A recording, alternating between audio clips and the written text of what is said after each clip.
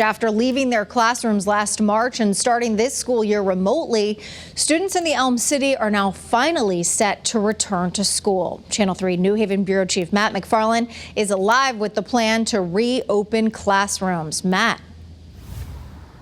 Well, Aaron, New Haven Public School students will head back into the classrooms 2 weeks from today. Now, it's going to be a phased-in hybrid model, but not everyone will be returning to school. In fact, older students, high schoolers like here at Wilbur Cross High School, they will still stay remote. And the city says 2 elementary schools, well, they're going to stay closed for good over concerns over the ventilation. We've adapted. Robert Nunez says while his family made the best of the remote learning, his daughter is ready to head back to class. My daughter's in the 4th grade. She's excited to go back. But his son will still have to stay home. My son is in the 8th grade, so I don't think they've made that decision yet. After starting the school year off fully remote and then hitting pause on a planned November reopening, New Haven will finally return with a phased-in hybrid model in 2 weeks on January 19th. We believe that by that time, we will see a significant decrease in the positivity rate that's going on right now. Students in pre-K through 3rd grade will go to school 4 days a week. They'll have a remote day on Wednesday when the school gets cleaned.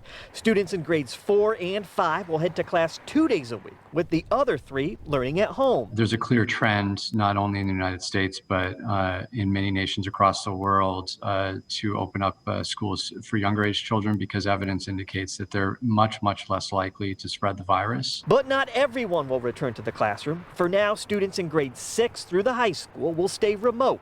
The plan is they will eventually be phased in, but there's no timetable yet.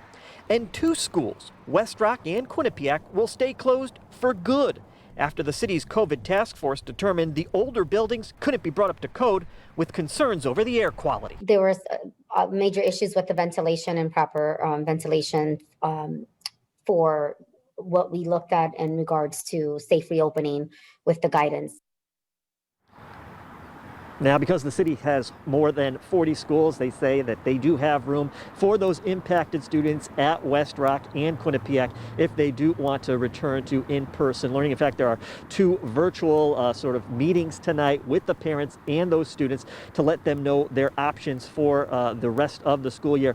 And the city stresses, New Haven stresses that, of course, if families still want to continue with that remote learning, that is still an option. We're live with the mobile newsroom in New Haven. Matt McFarland, Channel 3 Eyewitness News.